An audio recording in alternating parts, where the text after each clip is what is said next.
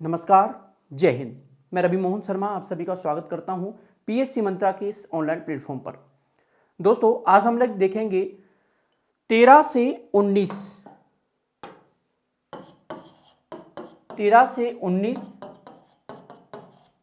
सितंबर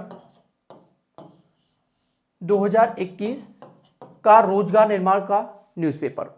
इसमें हम लोग देखेंगे कौन कौन सी महत्वपूर्ण खबरें जो चर्चा में हैं इस समय। ठीक है, इससे जुड़ी कुछ खबरों को मैं आप लोगों को करंट अफेयर्स के माध्यम से पढ़ा चुका हूं। चलिए फटाफट से देख लेते हैं। सबसे पहले एक बेहतरीन न्यूज़, हवा से पानी बनाने वाला रोबोट। चलिए भाई, महमूद ओल एल कोमी इजिप्ट के 28 वर्षीय इंजीनियर हैं महमूद एल कोमी। इन्होंने रेगिस्तान में हवा से पानी बनाने वाला रोबोट तैयार किया है। क्या तैयार किया है? हवा से पानी बनाने वाला रोबोट तैयार किया है। इस रोबोट का नाम ईलू रखा गया है। क्या नाम रखा गया है इसका? ईलू। ये आप लोग देख रहे होंगे, ईलू। यह हवा में मौजूद नमी को आर्टिफिशियल इंटेलिजेंस एआई की मदद से पानी में बदलता है। हवा में मौजूद नमी को काय में बदल देता है? ये पानी में। ठीक है, इसे रिमोट से कंट्रोल किया जा सकता है एवं ऐसी तकनीकी से तैयार किया जा सकता है जिसमें लागत कम आती है और पानी ज्यादा मात्रा में पैदा किया जा सकता है, मतलब बनाया जा सकता है। इंजीनियर के अनुसार रोबोट मंगल ग्रह पर नमी की को एब्जॉर्ब करके पानी बना सकता है। एब्जॉर्ब का मतलब क्या होता है? अवशोषित करना। ये नमी को अवशोषित करता है और क्या बनाता है? पानी।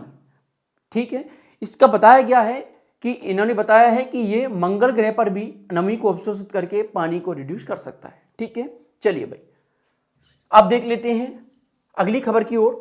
फटाफट से बढ़ते हैं।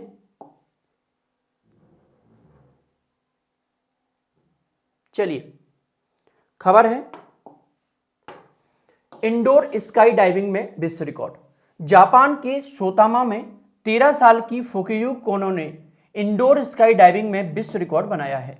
ठीक है ना, ये देख रहे होंगे ये कौन है? ये फुकियुकी कोनो। इन्होंने विश्व रिकॉर्ड बनाया है। उन्होंने 1 मिनट में हवा में 78 फ्रंट स्प्लिट और 60 क्षैतिज चक्कर लगाकर ये विश्व रिकॉर्ड बनाया है। ठीक है, क्यों बनता है रिकॉर्ड?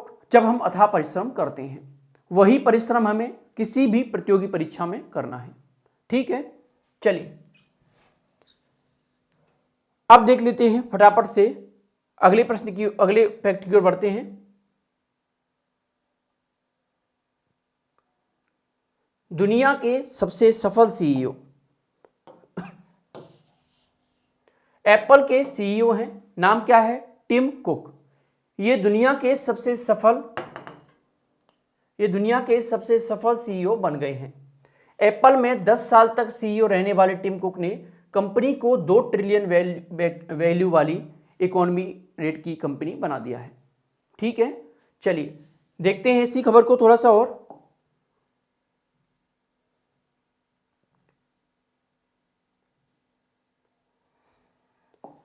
चलिए, क्या है? अभी कंपनी का मार्केट कैप 190.18 लाख करोड़ रुपए है। दुनिया की किसी भी कंपनी के सीईओ ने उनके जैसा प्रदर्शन नहीं किया है अभी तक। ठीक है ना, टिम कुक ने ऐसा प्रदर्शन किया है सीईओ के तौर पर। चलिए, अब है अगला फैक्ट, सितार वादन में बनाया विश्व रिकॉर्ड। हिमाचल प्रदेश के हमीरपुर के रहने वाले हैं। क्या नाम है इनका? नाम है शिक्षक राजकुमार। इन्होंने सितार वादन में विश्व रिकॉर्ड बनाया है। उन्होंने टोटल 32 घंटे और 34 मिनट तक सितार बजाया है। इससे पहले एक केरल के राधा कृष्णन मनोहरन थे। इन्होंने 2017 में 29 घंटे और 8 मिनट तक लगातार भजन बजाने का रिकॉर्ड बजाया था। ठीक है ना, क्या किया था इन्होंने? सितार वादन बजाया था। कितने घंटे तक? इतने 29 घंटे तक बजाया था। 29 घंटे तक बजाया था और इन्होंने कितना बना दिया? 32 घंटे का और 34 मिनट का। इस प्रकार इन्होंने, वर्तमान में ये पेशे से शिक्षक हैं दिल्ली में, इन्होंने ये रिकॉर्ड तोड़ दिया है। चलिए भाई,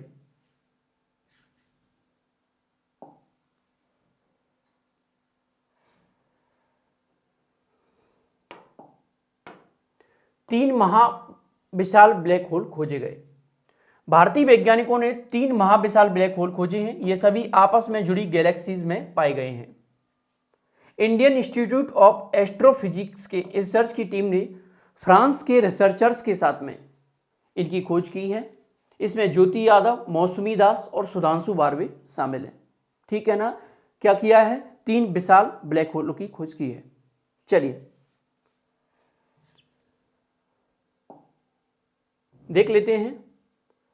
पुस्तक back to the roots launch, एक पुस्तक है back to the roots.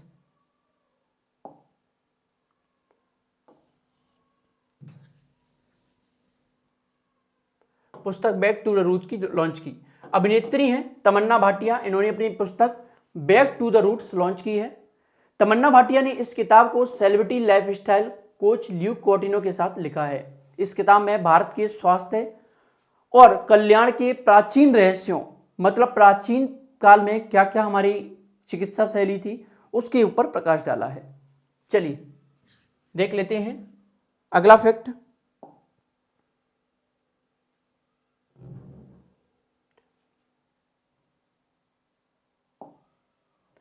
Ayush आपके द्वार अभियान। आयुष मंत्रालय ने आजादी के अमृत महोत्सव समारोह के एक हिस्से के रूप में आयुष आपके द्वार नामक एक अभियान शुरू किया है। इसका उद्देश्य एक वर्ष में 75 लाख घरों में औषधि पौधों का वितरण करना है। मतलब एक साल में 75 लाख पौधे घर घर जाकर वितरण किए जाएंगे। ठीक है ना।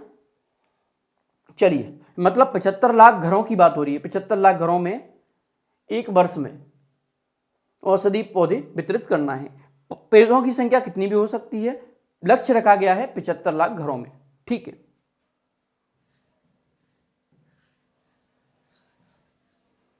अब बढ़ लेते हैं आगे।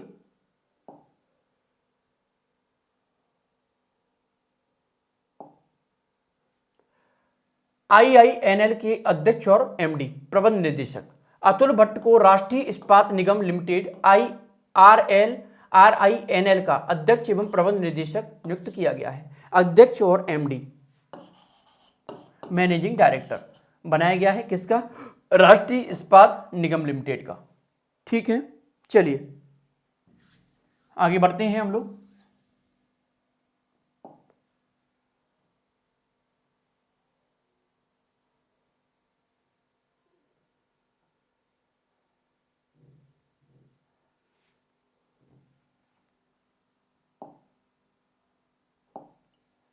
एक्जिम बैंक की प्रबंध निदेशक नियुक्त।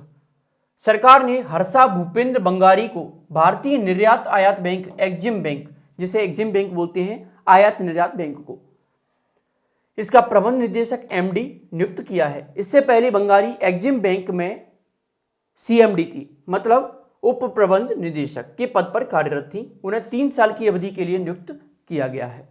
चलिए भाई, पहले इसके स्थान पर कौन थी? डेविड रस्किना, ये इसकी एमडी थी। ये किसकी? भारतीय निर्यात आयात बैंक की।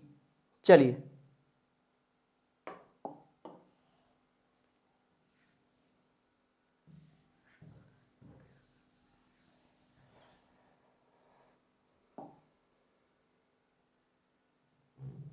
यूनाइटेड इंडिया इंश्योरेंस कंपनी के अध्यक्ष सह प्रबंध निदेशक नियुक्त। सरकार ने एस एल त्रिपाठी को United India insurance company limited का अध्यक्ष और सह प्रबंध निदेशक नियुक्त किया है।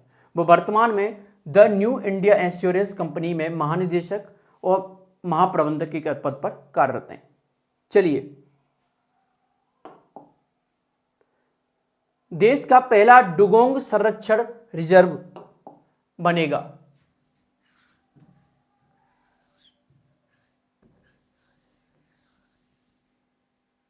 देखते हैं, देश का पहला डुगोंग संरक्षण रिजर्व बनेगा। तमिलनाडु में भारत का पहला डुगोंग संरक्षण रिजर्व स्थापित किया जाएगा। डुगोंग को सी काऊ अर्थात समुद्री गाय भी कहा जाता है। ये जो आप देख रहे हैं जलीय जीव, ये मछली जैसा दिखता है, इसे बोलते हैं सीडोंग। सीडोंग अर्थात डुगोंग। सी काऊ भी इसको बोला जाता है। सी काऊ का अर्थ है समुद्र की गाय। यह एक लुप्तप्राय समुद्री स्तनपायी है। समुद्री प्रदूषण और समुद्री घास में होने वाली कमी के कारण यह विलुप्त होने की कगार पर है। ठीक है ना। चलिए,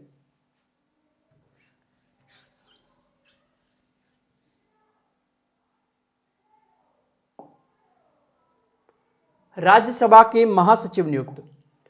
डॉक्टर पी के रामाचार्युलू को राज्यसभा का महासचिव नियुक्त किया गया है।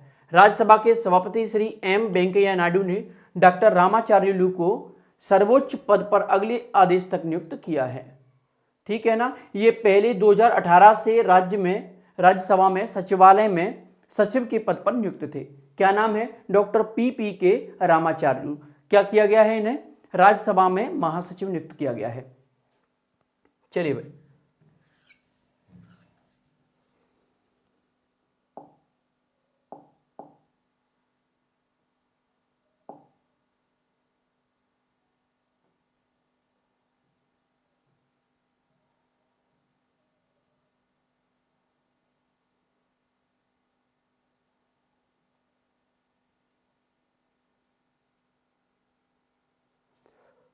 फ्रांस के एक फुटबॉलर हैं, नाम क्या है? Jean Pierre Adams. इनका निधन हो गया है। फ्रांस के पूर्व फुटबॉलर जीन पियरे एडम्स का 73 वर्ष की अवस्था में निधन हो गया है। और पिछले 39 साल से ये कोमा में थे।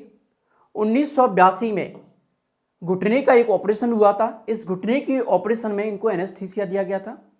इस एनेस्थीसिया की वजह से ये कोमा में चले गए थे, इसको एनेस्थीसिया की वजह से, और फिर होश में नहीं आ पाए। एडम्स डिफेंडर की पोजीशन में खेला करते थे। वे नीस और पेरिस सेंट जर्मन जैसे क्लब के लिए भी खेले थे। देखिए भाई, एनेस्थीसिया देने के बाद किसी व्यक्ति का कोमा में चले जाना, पिछले 38 साल से कोमा में था कोई व्यक्ति। तो फटाफट से देख लेते हैं नई अगली खबर। पूर्व सांसद और पत्रकार श्री चंदन मिश्रा का निधन। क्या नाम था? पूर्व सांसद और पत्रकार, राज्यसभा सांसद और पत्रकार श्री चंदन मिश्रा का निधन हो गया है। मित्रा पायनियर करके एक पत्रिका निकलती थी, एक अखबार भी निकलता था, उसके संपादक भी रहे थे।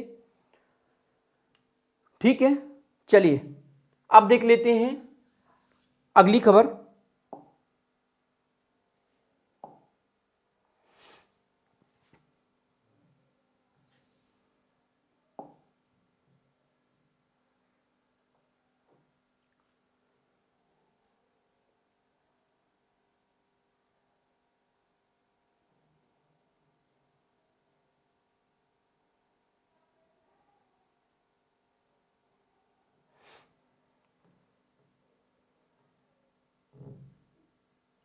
रोनाल्डो बने सबसे ज्यादा अंतर्राष्ट्रीय गोल करने वाले फुटबॉलर।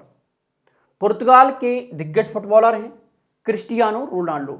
इन्होंने अंतर्राष्ट्रीय फुटबॉल में कीर्तिमान स्थापित किया है। क्या नाम है? Cristiano Ronaldo. रोनाल्डो अंतर्राष्ट्रीय फुटबॉल में सबसे ज्यादा गोल करने वाले खिलाड़ी बन गए हैं। इनको आपने देखा होगा जरूर। रोनाल्डो ने फीफा विश्व कप क्वालिफायर में आयरलैंड के खिलाफ मैच में यह उपलब्धि हासिल की थी। ठीक है, रोनाल्डो ने अब तक अंतर्राष्ट्रीय स्तर पर 111 गोल किए हैं। कितने गोल किए हैं? 111 गोल।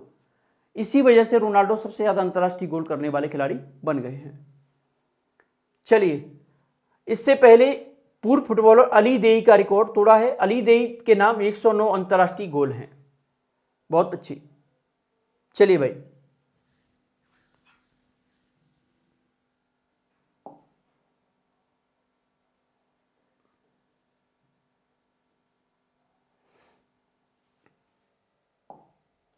अब देखते हैं नई खबर की ओर।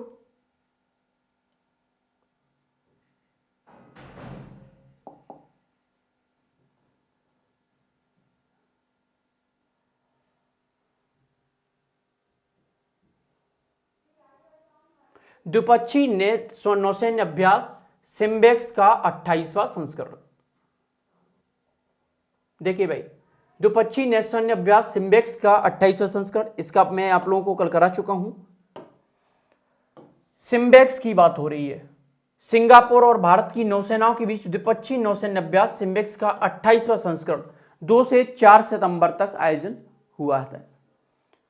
वर्ष 1994 में शुरू किया गया सिम्बेक्स अभ्यास किसी भी विदेशी नौसेना के साथ भारतीय नौसेना का सबसे चलने वाला निर्बाध द्विपक्षीय नौसेना। देखिए भाई, कब स्थापना हुई थी इसकी? 1994 में। किसकी? सिम्बेक्स की।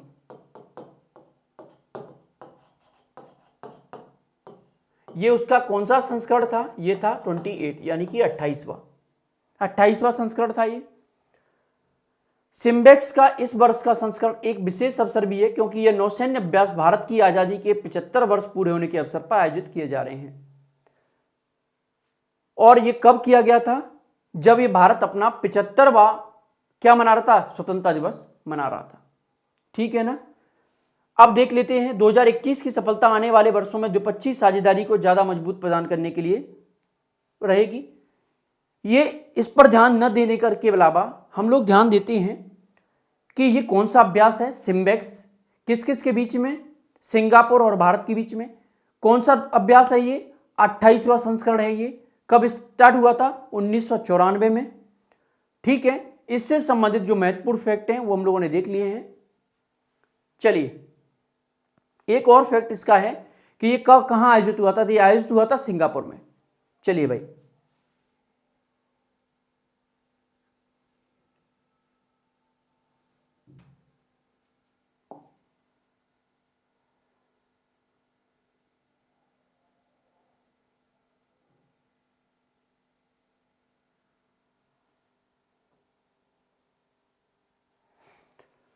इस प्रकार हम लोगों का कौन सा हो गया? आज हम लोगों ने 13 से 19 सितंबर तक का रोजगार और निर्माण पढ़ लिया है। सिर्फ महत्वपूर्ण जो खबरें थी वो 3 पेजों में ही थी।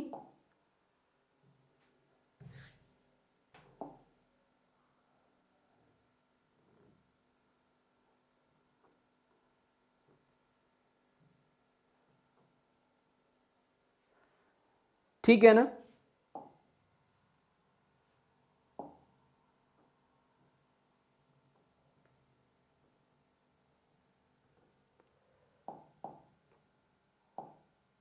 पहला पेज आप लोग देख चुके हैं, दूसरा पेज भी आप लोग देख चुके हैं, और ये रहा तीसरा पेज। इस तरह हम लोगों ने आज का 13 से 19 सितंबर का रोजगार निर्माण पढ़ लिया है। आगे भी इसी मंथ के पूरे रोजगार निर्माण में आप लोगों को कराऊंगा। आप लोग बने रहिए। तब तक के लिए जय हिंद, जय भारत।